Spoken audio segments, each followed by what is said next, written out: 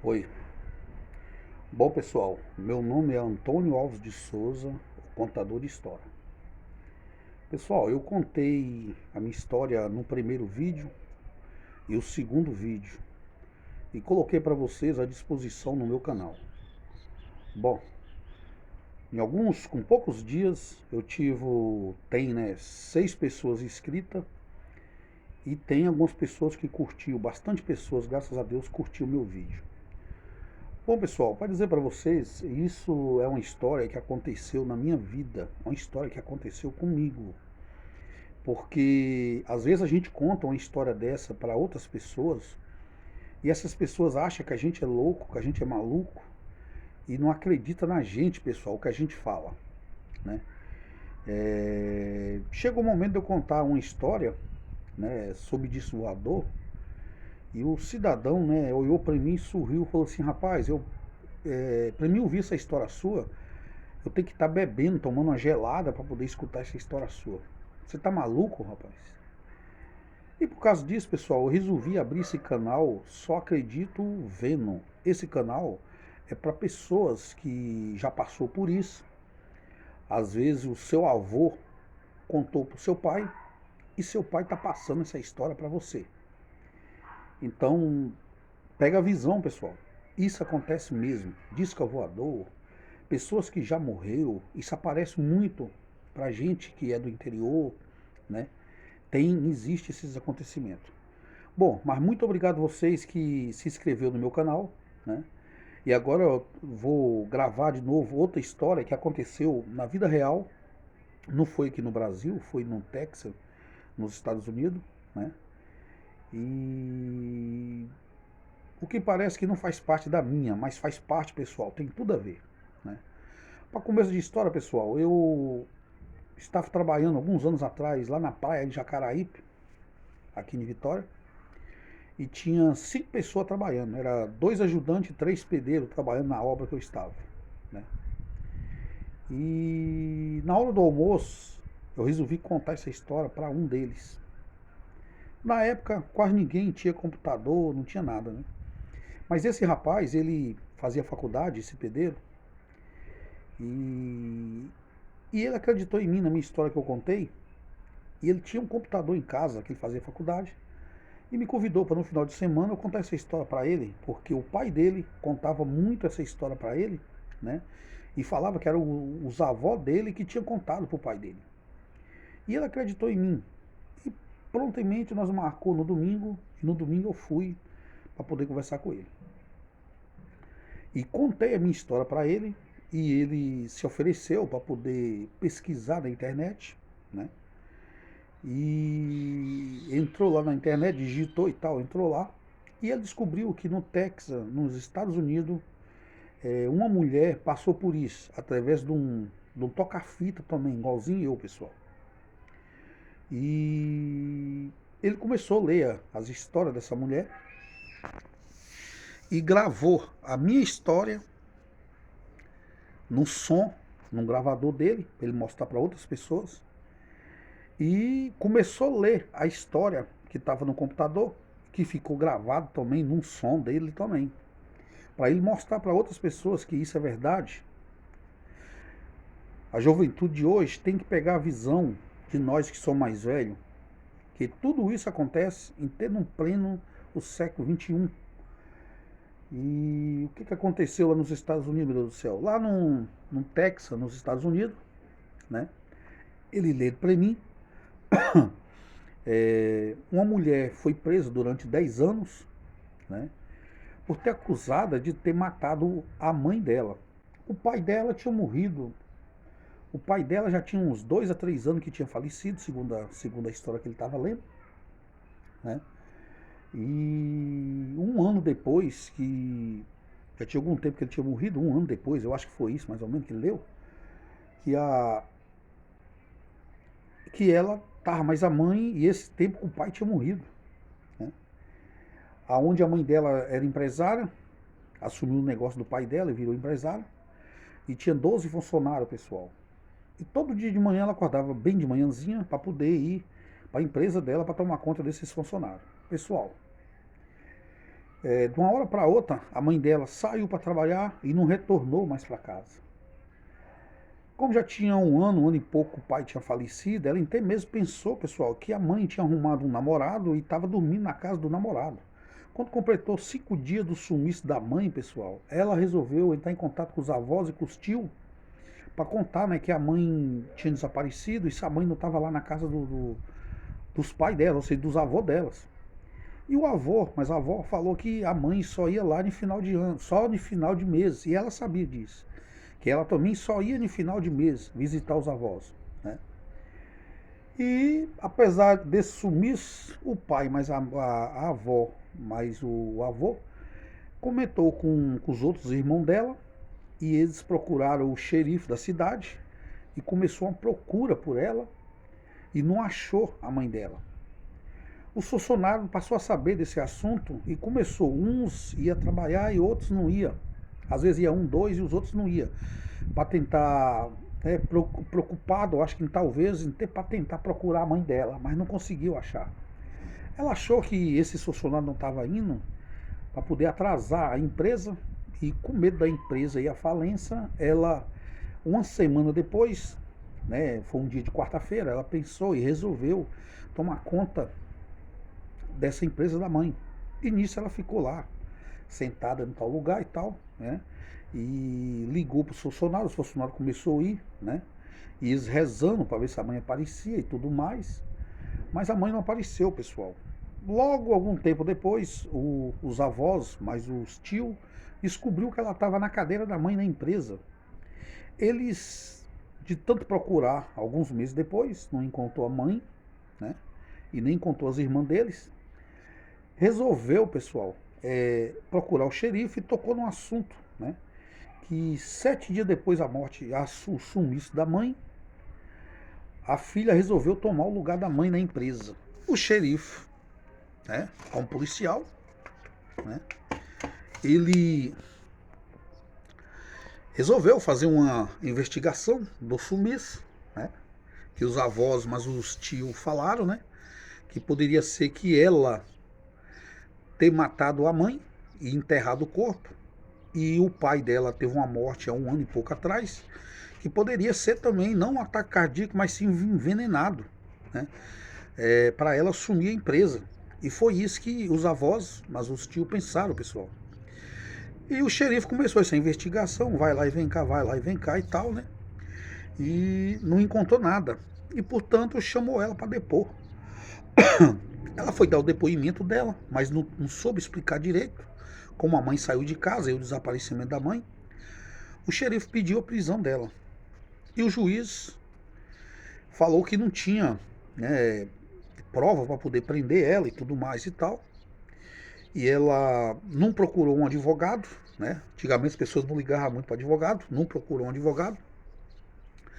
E o juiz pediu, né, para ter mais prova, para poder pedir a prisão dela. E nisso, pessoal, ela morava numa casa muito grande. E lá nos Estados Unidos não se tem cerca, né? E o juiz pediu para eles fazer uma procura de um terreno da casa. Então, eles ficaram várias semanas, pessoal, cavacando em volta da casa dela para ver se achava o corpo. Eles cavacaram para todo lugar, pessoal, e não achou o corpo. Mesmo assim, o juiz teve uma decisão. Resolveu prender ela, que ela poderia ter dado um sumiço na mãe e no pai. E ela foi presa. E os avós, pessoal, que fez a denúncia, né, mesmo assim, achando que foi ela, resolveu contratar um advogado para ela, né? Pediu advogado para poder comparecer lá na delegacia, contratado pelos avós, né? Os irmãos foi contra, ou seja, os tios dela foi contra os avós ter arrumado um advogado, né? Porque eles teve uma conversa com ela antes e ela jurou de pé junto, pessoal, que ela jamais mataria o pai e a mãe dela por causa de porcaria de dinheiro, né?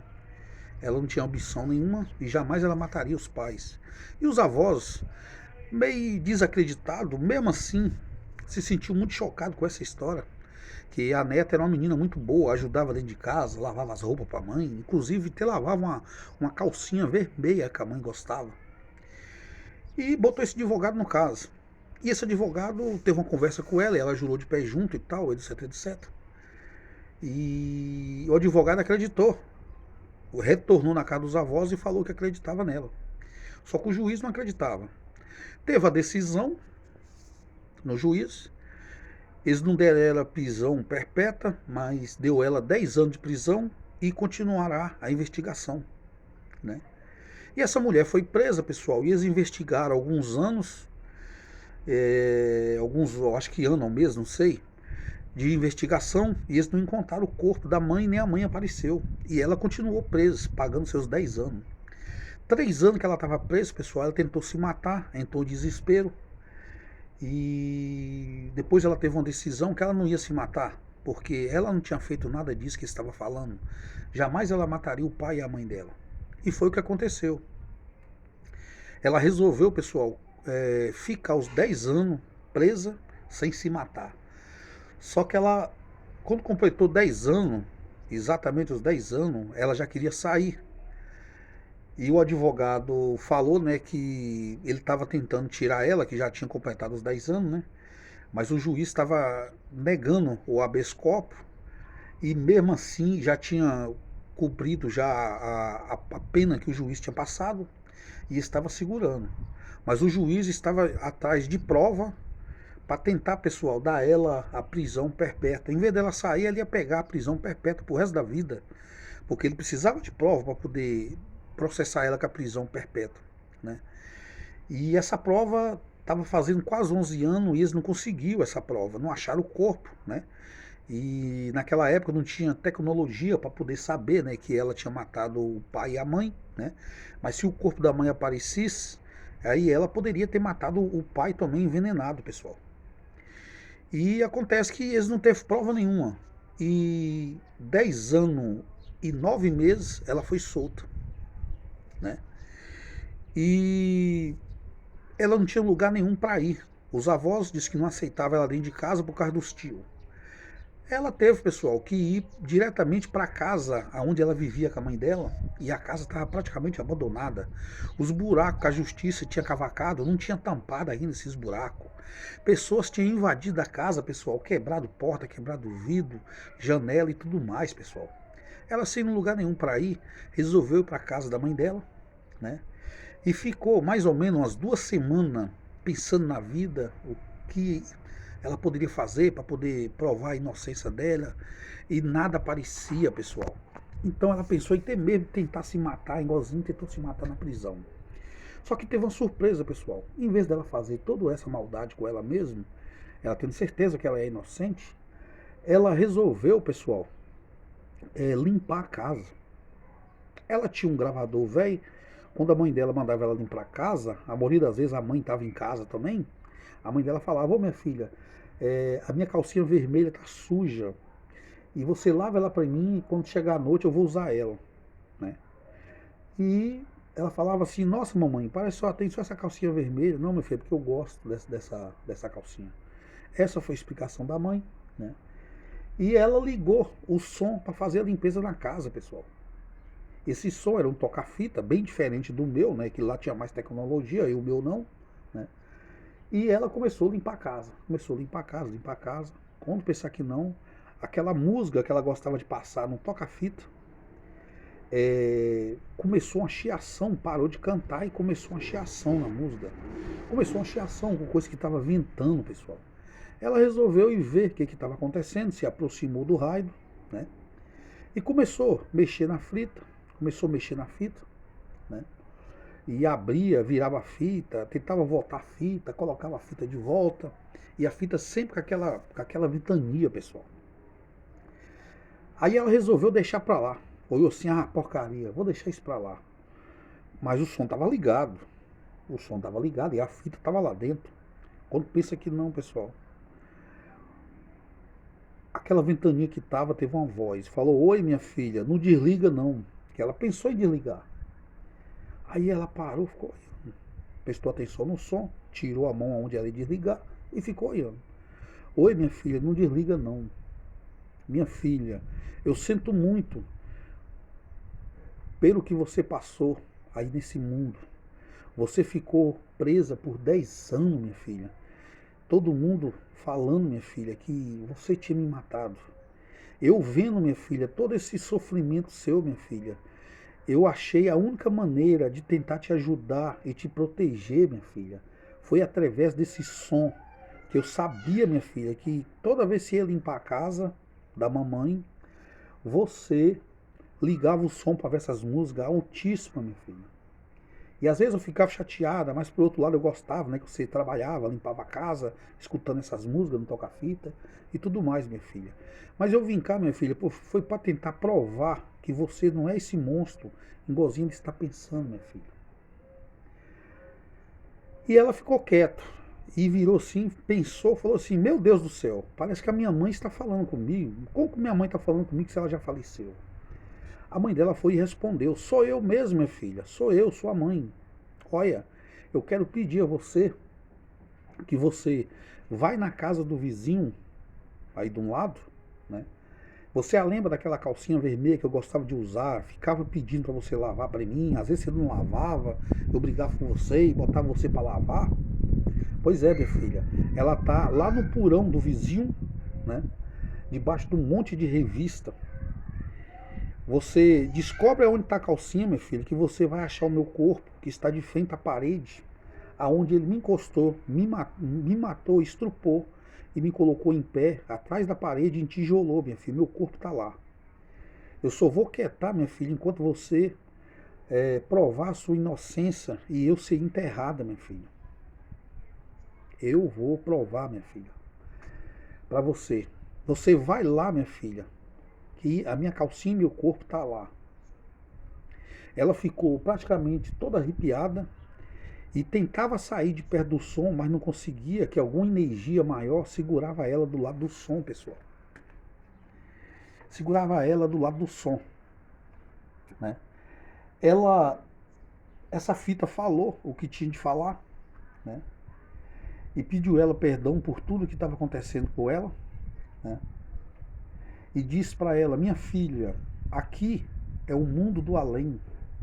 Logo, logo eu vou buscar vocês de um em um, minha filha. O papai, a mamãe, os meus irmãos, você vai vir para cá, minha filha, para ficar comigo. Aqui é o mundo do além.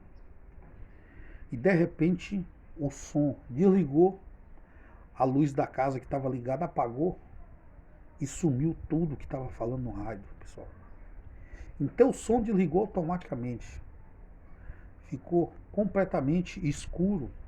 Que essa faxina que ela estava fazendo era à noite, não era durante o dia. Aí quando passou alguns minutos depois dela ter saído de perto do som, deitou no sofá todo sujo, ela pensando, pessoal, o que aconteceu na vida dela. Pessoal, ela pensando o que aconteceu, no que tinha acontecido, pensando, não conseguiu dormir de noite, esperou o dia amanhecer, procurou o xerife e falou pro xerife, contou toda a história pro xerife. E o xerife não acreditou, pessoal. Ela teve que procurar o advogado dela, o advogado entrar com ação no juiz, e o juiz pedir para fazer a busca na casa do vizinho de um lado. E o juiz e o xerife foi obrigatório ir. Arrumaram o cachorro e tal, e levou, pessoal, para casa da mãe dela, para casa do vizinho dela.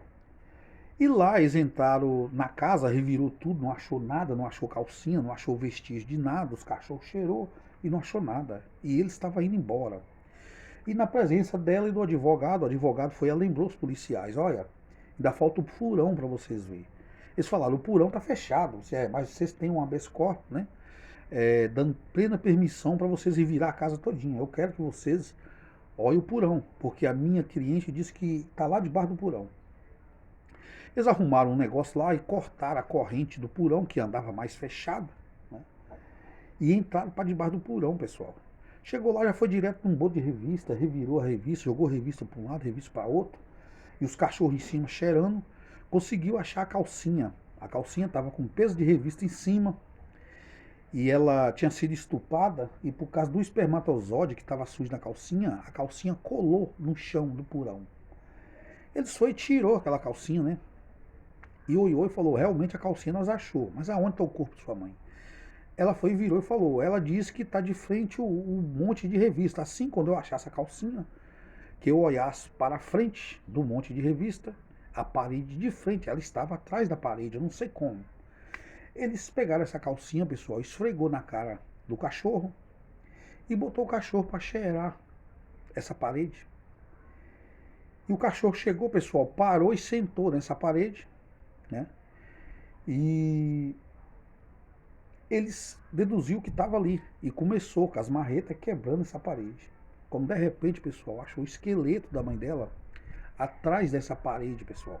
Achou o esqueleto atrás dessa parede. Pessoal, e essa história aconteceu na vida real, nos Estados Unidos, que tem tudo a ver com o meu avistamento, que eu vou contar a minha história, né, depois que eu terminar essa gravação. Pessoal, a coisa mais triste do mundo e que nenhum homem deveria fazer era o homem acreditar no homem. Está escrito na Bíblia, pessoal. Maldito é o homem que confia no homem. Essa mãe dela confiava nele. Ele era amigo do pai dessa mulher. E essa mulher, a mãe dela, confiava nele. Então está escrito na Bíblia: maldito seja o homem que confia no homem. Essa história aconteceu na vida real.